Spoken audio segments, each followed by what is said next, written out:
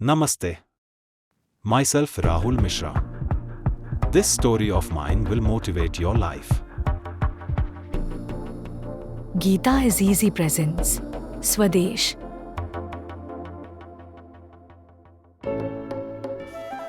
जैसा कि आप जानते हैं, यह वाराणसी है, दुनिया की आध्यात्मिक राजधानी, प्राचीन घाटों का शहर, आध्यात्मिक साधकों का शहर, ईश्वर के साधकों का शहर, मृत्यु के साधकों का शहर, इत्यादि इत्यादि। मेरी कहानी वाराणसी के पास एक छोटे से गांव पांडेपुर से शुरू होती है। हाँ, हम पहले भी मिल चुके हैं। मैं राहुल मिश्रा, स्वदेश का मुख्य नायक, 21 वर्षीय IT इंजीनियर, हैंडसम हम्क, सुशील, वगैरह वगैरह। ये क्या है? ये मेरा इंजीनियरिंग कॉलेज है। असल में ऐसा नहीं है, लेकिन क्रिएटिव लिबर्टी लेकर दिखाया गया है। किसी भी इंजीनियरिंग ग्रेजुएट की तरह मैंने यहां से एक बेहतरीन करियर के सपने के साथ कंप्यूटर इंजीनियरिंग की पढ़ाई पूरी की।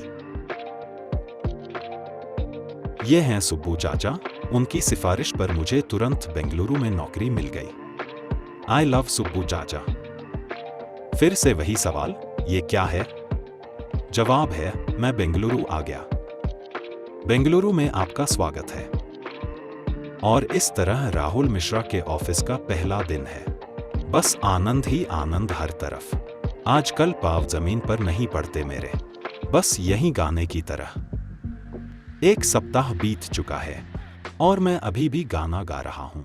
आजकल पाँव जमीन पर नहीं पड़ते मेरे। अर क्या बताना। पिक्चर का कलर, ये उड़ता हुआ टूटा दिल और मेरे चेहरे का रंग बता रहा है कि मैनेजर से सॉलिड पड़ी है। क्या बताऊं आपको, दूसरे और तीसरे महीने में भी यही हाल हो रहा है।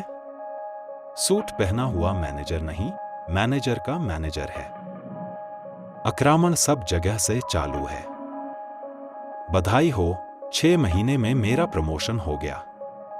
मैंने टाई पहनना चालू किया, लेकिन मैनेजर भी वही, हालात भी वही। अब 1 साल होने को आया, टाई भी ढीला हो गया और मेरा दिमाग भी। पता नहीं, एक दिन दादाजी की बहुत याद आ रही थी। दादाजी का प्यारा स्वभाव, उनकी कहानियां जिनके पीछे कुछ न कुछ मार्गदर्शक संदेश छिपा रहता था। मेरे पिछले 1 साल के लिए मुझे उनकी एक कहानी याद आ गई, जिसका संदेश था, सफलता और विकास प्राप्त करने के लिए दृढ़ता एक आवश्यक गुण है। अपना काम करो जान लगा के। और मुझे मेरे ऑफिस के तनाव का समाधान मिल गया। काम करते रहो, फल की अपेक्षा ईश्वर पर छोड़ दो। दादाजी के द्वारा मिला हुआ कृष्ण का संदेश लेकर मैं फिर आने वाले हर दिन किस चीज की परवाह करे बिना काम पर लग गया। और ये सिलसिला महीनों तक चलता रहा। और फिर एक दिन समय ने करवट ली। हमारी कंपनी को एक बड़ा लेकिन कठिन अंतर्राष्ट्रीय प्रोजेक्ट प्राप्त हुआ। और पूछे जाने पर मैंने उसे करने के लिए तुरंत हाँ कर दी। एक संदेश मेरे दिमाग पर छप सा गया था, When Krishna is here, there is no fear। मानो अगले 6 महीने मैंने इंटरनेशनल प्रोजेक्ट पर जी जान लगा दिया। बहुत मेहनत की और पूरा किया। मुझे अभी भी वो तालियों की गूंज याद है जो हमारे बोर्ड रूम में सबने बजाई थी। हमारे अंतर्राष्ट्रीय ग्राहक बहुत खुश हुए, और मैं भी। और होना वही था जो हमेशा से होता आ रहा है। वो क्लाइंट ने मुझे अमेरिका ने जॉब का ऑफर दिया। ना करना का सवाल था ही नहीं। माँ और पिताजी को ये खुशखबरी देते ही दोनों की आंखें भर आईं। दोनों ने मुझे एक ही बात सिखाई है, अपने कर्तव्यों को निष्ठा से निभाना। दादाजी की कहानियों में कृष्ण भी यही कहते थे कि कर्म करो पार्थ, कर्म करो। और मैं मेरा अगला कर्म करने के लिए अमेरिका चला गया। BTW, अमेरिका में आपका स्वागत है। पहले 2 साल मेहनत करके मैनेजर से मेरे डिपार्टमेंट का हेड बन गया। टीम बढ़ गई, जिम्मेदारियां बढ़ गईं। मैं अपनी कंपनी के लिए एक स्ट्रैटेजिक रिसोर्स बन गया था। लेकिन जैसे कृष्ण ने कहा है कि जीवन के हर मोड़ पर आपकी परीक्षा ली जाएगी, आपके मूल्यों के लिए, आपकी दृढ़ता की जांच करने के लिए। मेरे जीवन में वो घड़ी आ गई थी, कृष्ण को परीक्षा देने की। एक दिन एक कॉन्फिडेंशियल एग्रीमेंट पढ़ते हुए समझ में आया कि मेरे कोलिग्स ने अनुबंध में कुछ ऐसा वादा किया है जो धोखाधड़ी नहीं थी, लेकिन मेरे और कंपनी के मूल्यों के खिलाफ था, जैसे सब स्टैंडर्ड सेवा देना। मानव भलाई से विश्वास ही उठ गया था।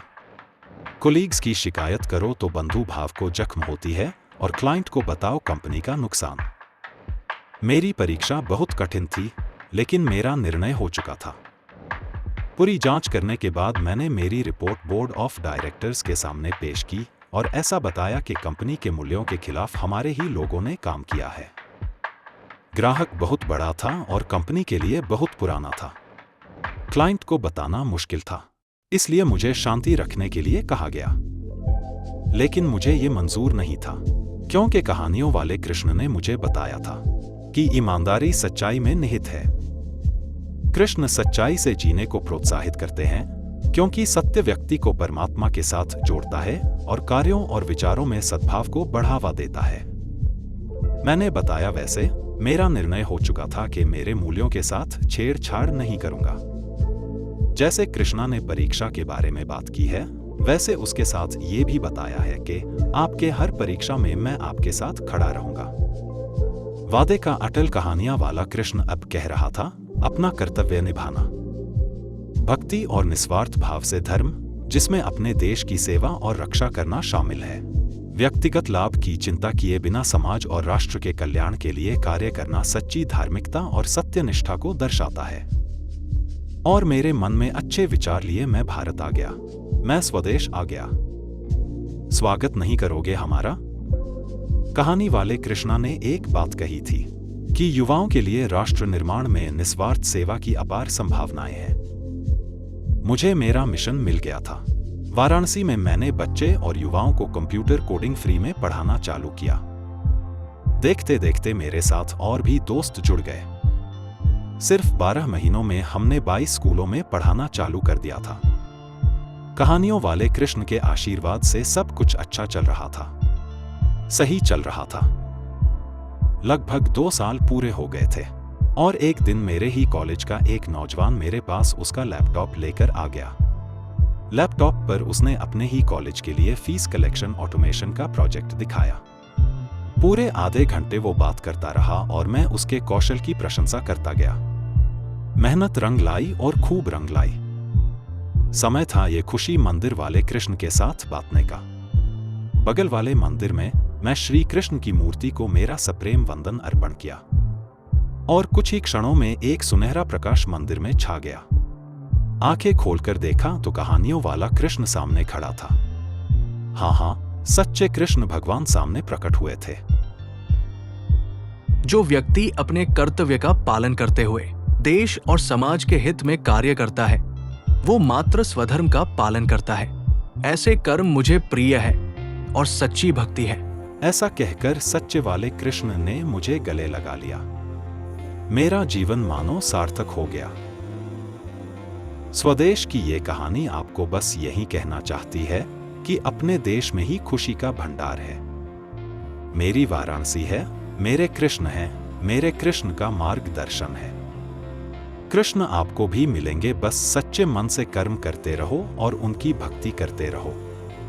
धन्यवाद।